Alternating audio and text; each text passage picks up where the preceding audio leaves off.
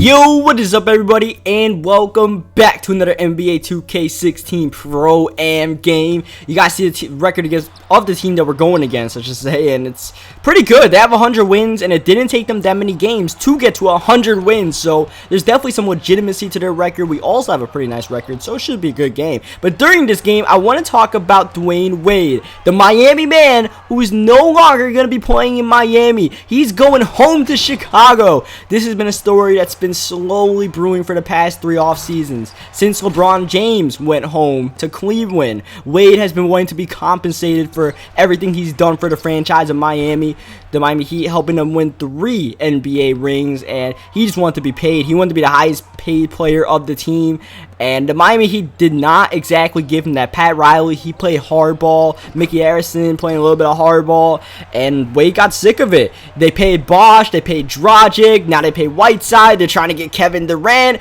and they forgot about 3. Now, for the Miami Heat, their thinking is that roster flexibility, I should say, basically. That, you know, paying Dwyane Wade in excess of $20 million in the latter part of his career is not exactly the smartest move as far as them helping build for the future. But Dwyane Wade is still in the present. That's the thing. Dwyane Wade proved, especially during the postseason this year, that he is still in the present. He is Father Prime, I believe his nickname is. He was the Miami Heat's best player. Now, he decides to leave, and I can't say whether it's a good idea or not, because that's really all up to Dwyane Wade. I'm sure Dwyane Wade knows what he's doing. He's leaving a better roster in Miami to go play for the Chicago Bulls. The Miami Heat with Whiteside, with Dragic, Bosh, and all these guys, easily the better roster. Chicago, bad situation, very, you know, confusing the way they've been trying to trade their 2 superstars, Rose and Butler, but Wade just wanted to go home to Chicago. That was part of the reason. He was leaving the Heat. He wanted to go home, and it's something he's always wanted to do, and he's finally going to do it. So I can't say whether it's right or not. That's all up to Dwyane Wade. It's a lot of pride on the line. It's a lot of, you know, just Dwyane Wade-ness, I guess. But for the Heat, not the worst thing in the world. This is not the worst thing in the world to lose Dwyane Wade. Obviously, you know, between the relationship with the fans and maybe a future players they want to bring in, not the smartest thing to do to get rid of the guy who helped carry your franchise year after year, help recruit Shaq, help recruit LeBron, help recruit Bosh, and all this stuff, even maybe Dragic.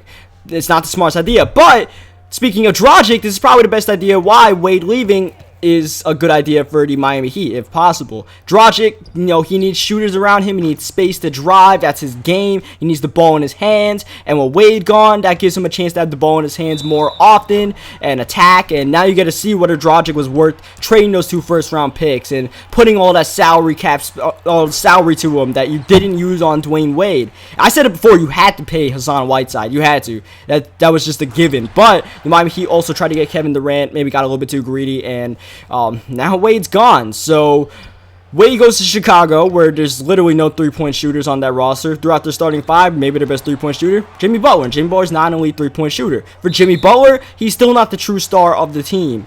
It was Derrick Rose before, the Chicago kid, and now a new Chicago kid comes in, Dwyane Wade.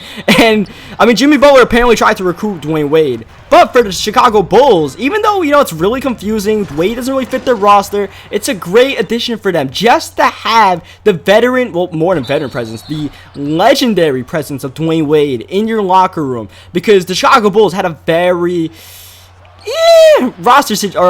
locker room situation. You had Jimmy Butler attacking the coach and all this stuff. People weren't sure. Butler was a leader. Rose wasn't exactly the leader of that team, leading the roster. But now you get Dwyane Wade, and Wade is a no-nonsense guy. And Wade's not going to accept, you know, the kids getting out of hand. Wade will put them in place. So even for having Dwyane Wade for 2-3 years can help the young guys on that roster, can help McDermott, can help Mirotic. Most importantly, help Jimmy Butler learn how to be a professional and shape up that roster. So even though it's like, you know, Chicago Bulls should be trying to gut out their roster and trying to rebuild, if you have the chance to get Dwyane Wade while he's still playing well, go and do it. See what happens. Maybe you make a trade and, you know, get something out of it and hope for the best, rather than just trying to tank and whatever. You still have Jimmy Butler, so you're still not really exactly tanking. But that'll do this video. Leave a like on this video if you guys enjoyed it. Let me know what you guys think about the Dwyane Wade situation.